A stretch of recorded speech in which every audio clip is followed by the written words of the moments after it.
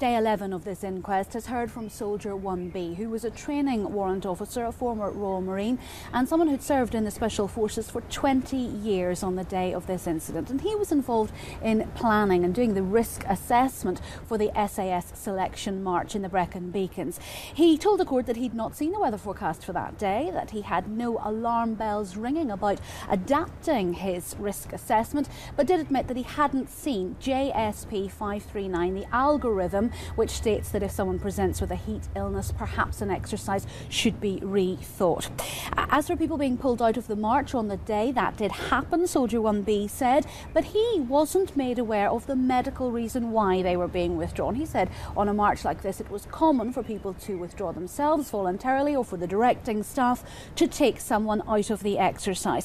The coroner, Louise Hunt, put it to him that perhaps it would have been helpful, sensible, if he had inquired for the medical reason why people were going down. There were also mentions made of discrepancies in the timing of the log of the unfolding emergency. Soldier 1B said he hadn't written that log and that there was in fact so much going on as people began to be withdrawn for medical reasons that perhaps things weren't recorded. There was some talk as well about the man-down system. That's the tracker that each of the people on the march was wearing. It was known to go off spuriously sometimes for no apparent reason. It was a glitch in the system, Soldier 1B told the inquest, but that it also wasn't effective in a slow man situation. There was very little way of differentiating whether a man was actually travelling slowly or whether he was man down. The coroner, Louise Hunt, said to him, "So the system isn't fit for purpose, would you agree?" Soldier 1B, "You knew that before the 13th of July. What did you put in place? How did you rectify that problem?"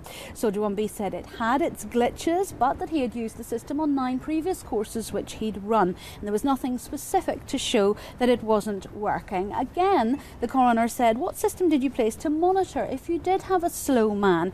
Whose job was it to do that?" She said, "We know that Ed Maher wasn't spotted as being static. I'm trying to ascertain whether humans are best to observe." The coroner also put to Soldier 1B a direct question. She said, "What do you think caused these 3 men to die?" There was a long pause, after which Soldier 1B said that's quite a difficult question to answer.